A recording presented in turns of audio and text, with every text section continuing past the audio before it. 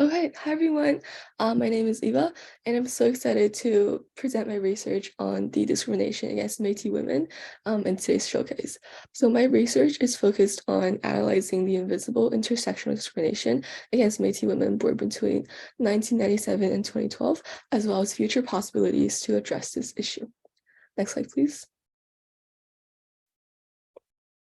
Okay, so the aim of my research is to provide background information for one of the three Indigenous groups recognized in Canada, namely the Métis people. So to provide some context, Indigenous people is a collective name for the culturally distinct ethnic groups whose members are directly descended from the earliest known inhabitants of Canada. And the Canadian Constitution recognizes three groups of Indigenous people, namely First Nations, Inuit, and Métis. And out of these three groups, Métis people receive the least media coverage, and they receive the most discrimination based on a variety of identity factors, including race, gender, age, health status, etc. So my paper also proposes several solutions to combat discrimination. Next slide, please. The research method I used in my paper is mainly a literature review. So I drew my conclusion from a range of scholarly articles, as well as primary sources such as photographs and paintings to provide background information. I also used graphics and tables as evidence to support my findings.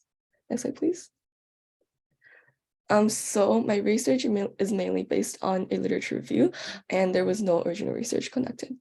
Next slide, please. All right, so now I'm going to talk a little bit about the findings of my research.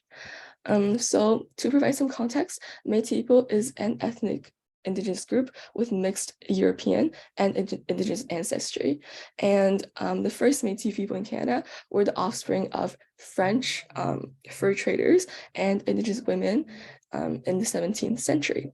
So today, Métis women are discriminated based on a variety of identity factors, and I'm going to talk about each very briefly. So the first one is based on their race. So Métis people are often excluded from both the Indigenous and the white identity group due to their somewhat ambiguous racial identity.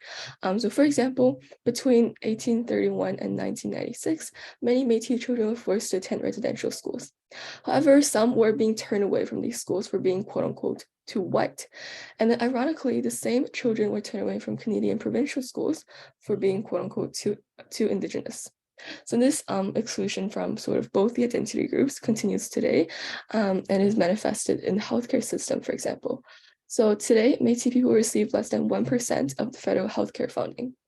And they're also overrepresented in the Canadian justice system. So for example, in custody, Métis are often placed more than 600 miles away from their home in a completely culturally foreign environment, which is not beneficial for their recovery at all. So clearly, Métis people do not receive equal or just social services, and that is due to their racial identity. So Métis are often labeled as cultural misfits because they have both European and Indigenous ancestry, and they're unable to find acceptance in both the mainstream and Indigenous society. Also, racism has its roots in colonialism. So silencing the voices of Indigenous people and imposing Western values onto them is used as a means to civilize them, used by colonists. And that led to the creation of oppressive and assimilative systems, which continue to marginalize Métis women in Canadian society today. And then next, Métis women are also discriminated based on their gender. So for example, according to Statistics Canada, 39% of Métis women experience family violence at least once in their life. Also, there is a huge pay gap between Métis men and women, and that discrepancy in payment compelled many Métis women to engage in sex trade because their limited access to higher education and employment opportunities precluded alternative work. So the gender discrimination against Métis women is largely rooted in the patriarchal Canadian society. In a patriarchy, women is often associated with domesticity, and because of that association, Métis women have extremely limited access to education and job opportunities. Next, Métis women are also discriminated based on their health status. So for example, due to their engagement in sex trade, a high proportion of Métis women contracted HIV, and the stigma and labeling surrounding HIV created discrimination based on multiple levels. So for example, on the family level, family members of HIV-positive Métis women often try to distance themselves from them and bar them from contact or sharing possessions. And on the community level, the stigma and labeling surrounding HIV cause Métis women to lose social connections and become excluded from the community. And that is often due to a lack of understanding and knowledge on HIV. So because the Métis community generally doesn't have access to too much education, they sometimes do not understand the full picture of the HIV disease, as well as the trajectory of this disease and its means of transmission. And next, Métis people are often discriminated based on their sexual orientation as well. So for example, a national high school survey in Canada found that over 67% of both Aboriginal and non-Aboriginal LGBTQ2S+ youth report feeling unsafe at school. And then half the students report hearing homophobic comments in school on a daily basis, even from teachers.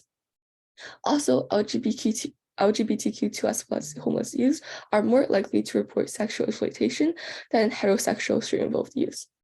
And support services provided to street-involved youth often follow a heteronormatic model that fail to take into account the realities of two-spirited youth.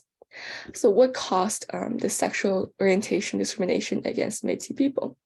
Well, this could also be traced to the patriarchy culture rooted in Canadian society, which defines male and female as the only two natural genders. So transgender identity or gender fluidity are seen as unnatural, and so are same-sex attractions. And lastly, Métis people often receive lateral violence, meaning that they're discriminated by First Nations, which is another group of Indigenous people in Canada. So that is often due to the mixed ancestry of Métis people. So for example, First Nations are often placed higher on the hierarchy of the authenticity of being Indigenous, while the Métis are placed lower because they have mixed European and Indigenous ancestry. And as a result, Métis people are often seen as outsiders by First Nations. So as said by Professor Jane Middleton-Motts, when a powerful oppressor has directed oppression against a group for a period of time, members of the oppressed group feel powerless to fight back, and they eventually turn their anger against each other. That is precisely what happened between First Nations and Métis people in Canada. So because Indigenous people in Canada collectively have been oppressed by colonists for centuries, they abuse other Indigenous peoples in similar ways that they have been abused. As manifested in the discrimination against Métis people by First Nations. So what are some solutions to address this issue? Well, there's several. So first, the Canadian government should amend the education system to foster historical consciousness. So for example, schools should be held responsible for identifying and confounding prejudices and misinformation against Métis people embedded in course content, administrative decisions, and the mindset of teachers. Also, Métis people could cooperate with First Nations and Inuit, which are the other two recognized Indigenous groups in Canada, and as to constitute a stronger voice in social and political discourses in the Canadian society. So right now, the intergroup conflict between Métis and First Nations is severely undermining the collective power and strength of Indigenous people in Canada. So if they can seek to collaborate with each other, then they would be able to defend their rights more in Canadian society. Also, policymakers need to bring about structural changes to the funding system and allocate more funding and resources to Métis communities. So for example, they could introduce justice education workshops to Métis communities to help Métis people advocate their rights in court. Also, the government could establish HIV education workshops to teach young Métis women about HIV prevention and educate the wider Métis community to reduce the stigma surrounding HIV. Next slide, please. So what are some of the implications of this research? Well, through the investigation of the invisible intersectional discrimination against Métis women, it is sad to conclude that 259 years after colonialism officially ended in Canada, we're still dealing with the dark side of history today. However, hope and possibilities of change remain. So in the 21st century, we have seen a great success of feminist and civil rights movement, have seen the Me Too movement and Black Lives Matter movement. And there has also been significant improvements in LGBTQ2 and disability rights. So English philosopher Francis Bacon famously affirmed that knowledge is power. So in order to build a world where people live without fear and embrace each other regardless of race, gender, or age, we need to be first aware of the discrimination that marginalized communities, such as the Metis people, still face in our society today.